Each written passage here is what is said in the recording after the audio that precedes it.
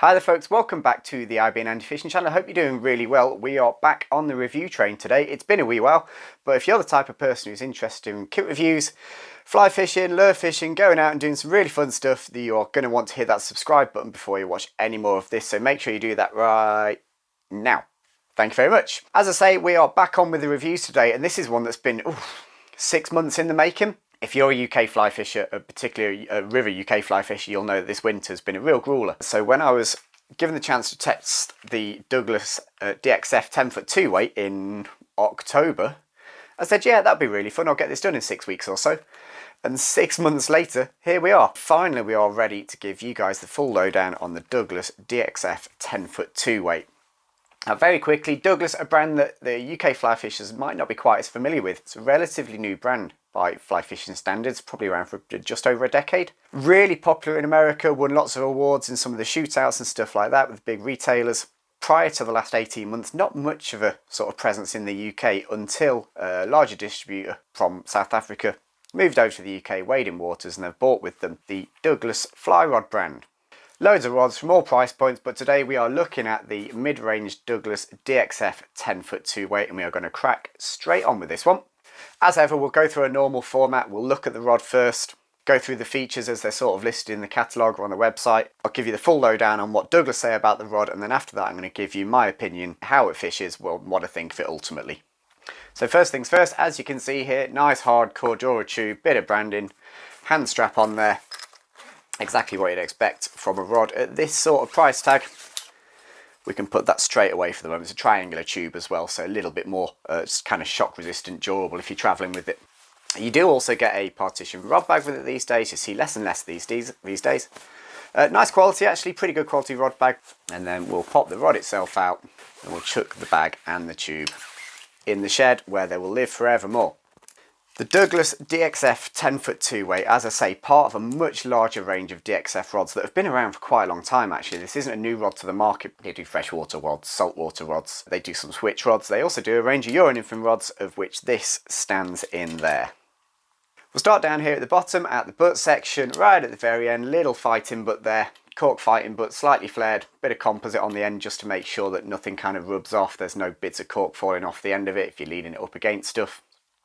Down-locking reel seat, these are specifically designed as Euro-Nymphin rods, so as you would expect, a down-locking reel seat and actually a double nut down-locking reel seat as well, nice and secure. And in there you've got actually a really pretty piece of burled wood as the insert spacer. Gunmetal grey on the metal on the reel seat, very smart, looks really fancy. And coming up we've got a reverse half-wells handle, again with composite each end just to make sure there's no bits of cork flaking or falling off there. Come up again just above, and unlike all of the other DXF rods that I've seen online or seen reviews of, it seems that they don't put a keeper ring on the Euro-Nymphin rods. There's no keeper ring on here. I'm not quite sure why they do that, but they don't do it, so you haven't got one. Little bit of branding up here.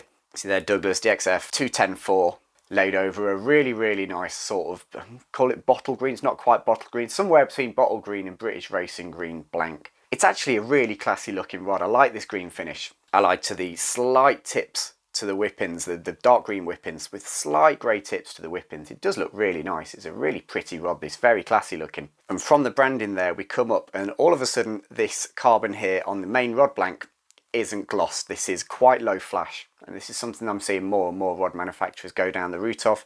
That low flash blank when you're Euro-Nymphin at relatively short range, to my mind at least, makes perfect sense. Moving up a little bit further and we've got one SIC stripper guide here, line stripper guide. Fairly low down on the butt section actually, again as you can see there, that is a proper Euro-Nymphin design just to reduce any sag on your either Euro-Nymphin fly line or on your mono leader or on your French leader in between the reel and the first guide. You sort of expect that on a modern Euro-Nymphin rod, but it's nice to see that Douglas have got it right. Then we move up through the rest of the rod. There aren't any more stripper guides, it certainly wouldn't need it, but what we have got is nice hard chrome single leg guides going right the way through, right up to the tip section, at which the last two guides down from the tip guide are actually snakes. Again, this is becoming quite a common feature on Euro-Nymphin rigs. Your mono leaders are more likely to wrap around the tip section, and actually having snakes there rather than single legs means that sometimes that mono can just slip over them. It just reduces your tip tangles a little bit. It's not foolproof, but it does make a slight difference.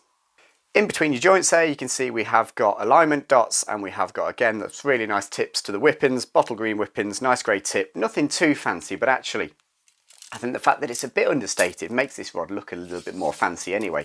Aesthetically, really pleasing piece of kit this.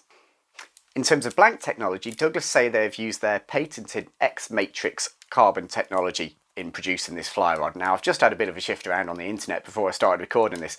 I cannot find any information on what any of that actually means. According to the blurb, it gives you a nice lightweight feel and it creates a really sensitive blank.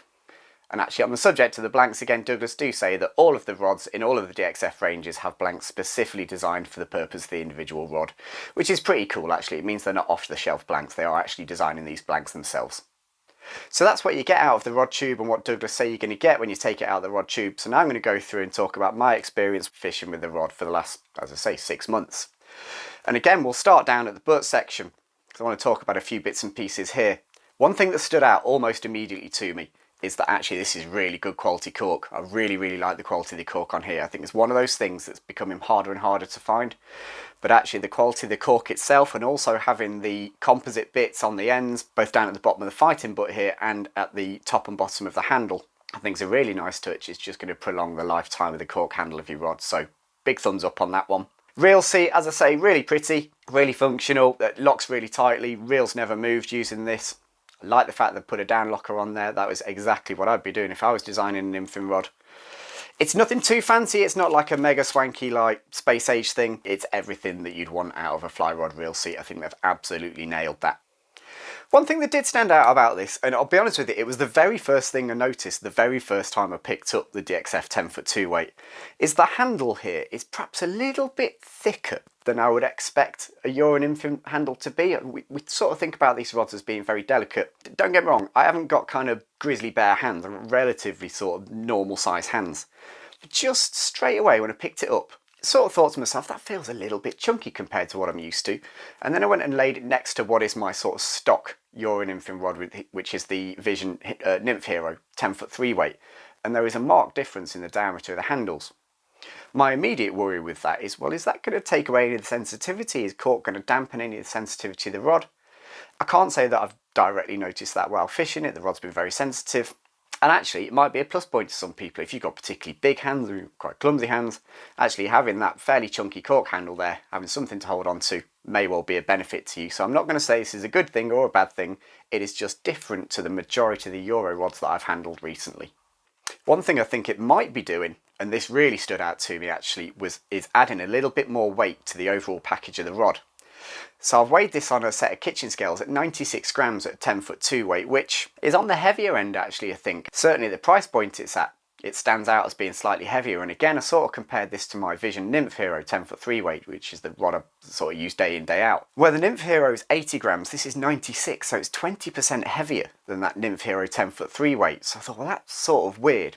So I dug down a little bit further and I weighed the butt sections of each one. And all of the extra weight in the rod is actually down here. The other 3 sections of each rod weigh roughly the same. The DXF is slightly heavier, but only a gram or two. Whereas most of that extra 16, 17 grams is down here in the butt section. So it could well be that your compromise of having that thicker cork and that cork fighting butt down there is it just puts a little weight at the bottom end. As ever, worth thinking about with this, if you're going to put a little bit of weight anywhere on a Euro Nymphing rod, you're probably going to want to put it down at this bottom end so it sort of balances the rod out for you. I know that not everyone out there is a rod balancer, but for those of us who do like to have something that sits in the hand a little bit nicer, having a slightly heavier bottom end down here is a real advantage, particularly if you're using a mega light, ultralight modern fly reel. So as I say, not necessarily an advantage or a disadvantage having a bit more weight down here. It's a real personal thing, but definitely something that I noticed straight away. We'll come up away from the handle there, and as we talked about, I sort of wish they'd all put a keeper ring on here, but they haven't. It's absolutely fine. As I say, they're on all the other DXF, so it must be something specifically they talked about and decided they didn't want. Branding up there, it's very minimal, it's quite simple. I don't mind this too much at all, actually. What I do really like is not only the lovely green finish to the blank, especially with it being matte green finish, but also the quality of the finish as well. We talked about it last year when I reviewed the Douglas Sky G. These rods are made in Korea, they're not made in America, but actually the finish on all of these is pretty damn good. There's no super globby whippings, there's no bubbles on any of the whippings, everything's fixed down really nicely, everything's rock solid, nothing has moved. All of the guides look great on the rod, and actually the finish of it has been really, really high quality. This has had enough use this winter for me to feel like if there was a problem, if anything was going to arise, I'd have found it by now, and I haven't. I really like those lightweight single legs. I particularly like the fact that there are a few more than maybe you'd expect to find on a 10-foot rod. Again, that just helps reduce sag. If you're Euro nymphing using a mono or French lead, or even a Euro nymphing fly line, just having an extra guide or two along that 10-foot blank just makes sure everything is keeping in a straight line and keeping you in contact with your fish and keeping me from dropping it on the floor. Like I said, 2 snakes at the top here. I will say they're pretty big snakes. I feel like sort of the idea of putting these snakes on is to reduce tip wraps and stuff like that. But actually, I think they're both pretty big. I think they could probably gone a wee bit smaller on these. I did find I still got a few tip wraps with this. As ever though guys, all of this sort of physical stuff is completely irrelevant if the rod doesn't fish. And I'm going to say something here that's going to sound quite odd. The first couple of times I went out and fished with this thing, I actually didn't really get it. This is going to sound a little bit weird. Looking back, I think I came into using this rod with a little bit of a preconception, and I sort of assumed with it being an American rod, mostly made for the American market, that's where most of Douglas business is done.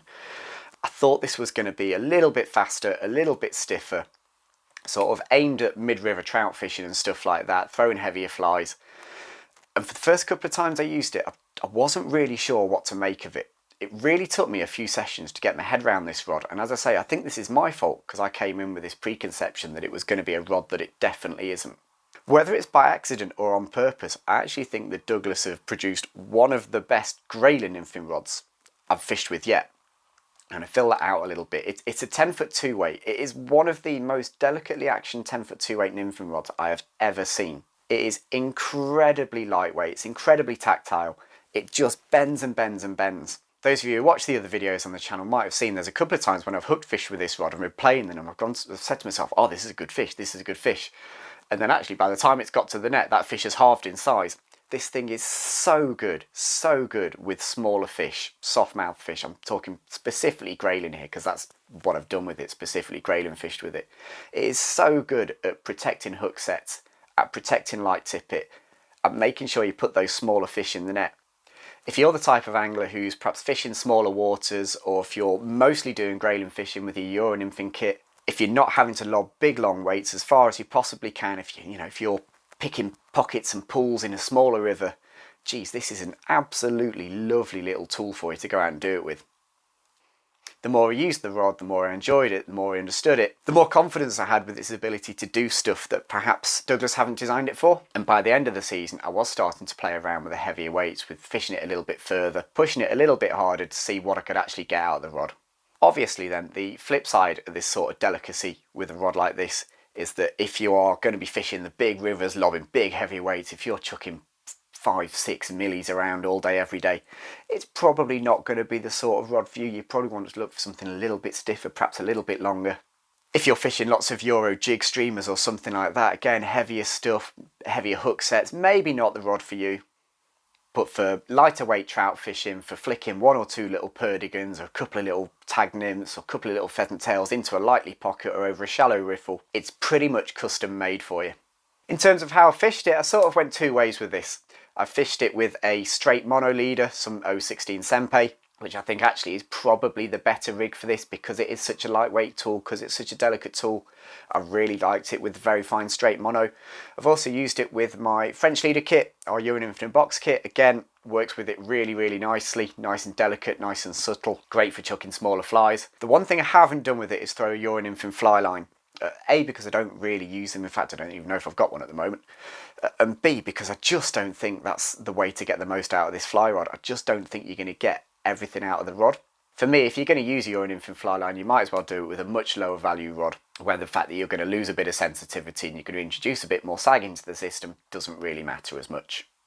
But with that straight mono rig and with that French leader, it was absolute dynamite, great sensitivity. We'll cast 1 or 2 light flies really nicely, pick them up straight away, and you've got contact with both your flies and your fish. It's certainly not a fast action rod. I'd definitely describe it as on the moderate end of a Euro nymphing rod. And while it might cost you a couple of feet on the casting every now and again, what it gains you in terms of that tippet protection, in terms of being able to hook those smaller grayling and keep them on hook for longer, I think it's a great trade-off.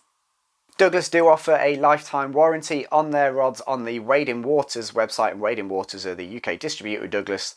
They say it's a limited lifetime warranty that is applicable to the original purchaser of the rod.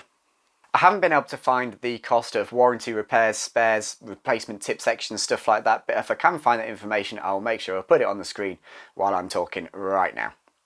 On the subject of cost, one thing we have got to talk about here is the cost of the Douglas DXF 10-foot 2-weight. Now, as ever, as Europeans, as UK anglers, we sort of lose out here with the dollar to British pound conversion. So in the US, these are about $450, $460. In the UK, I've just checked on Wading Waters, and the DXF 10-foot 2-weight comes in at $469.99, which is a really interesting price point actually. It sort of sits in between the mid-range and the high-end stuff. And for the quality of the components, the quality of the blank, and the product you get in here, I actually don't think that's an unreasonable price. It's got some pretty big competitors just behind it in terms of price point, but at around £450 in a local shop to you, I think the Douglas DXF 10-foot 2-weight, for those of you who are doing the lighter stuff, the more delicate stuff, for those of you who are looking for a Euro nymphing rod specifically for your winter grayling fishing, I think that represents perfectly good value for money. The Douglas brand looks set to continue to grow here in the UK as more and more retailers pick it up, as more and more people go out and use them. And I have a feeling pretty soon you're going to see more and more shops in your area looking to stock the Douglas kit. Particularly the DXF 10-foot 2-weight, which gets a massive thumbs up from me. An absolutely cracking piece of kit for someone who's looking to explore the lighter side of Euro nymphing. Guys, I'm going to wrap up there. Thank you very much for watching this review. Please do let me know if you're a UK or European angler who's got some experience fishing the Douglas kit. Always interested to hear other people's feedback. Get yourselves into the comments section. Let us know if there are any other products out there that you would like us to take a look at going forwards. We're always open to ideas on new reviews. And in the meantime, I are going to see you guys for some more reviews, some more fly fishing, some more trout season coming up very soon, and some other stuff. Take care, folks. Bye-bye.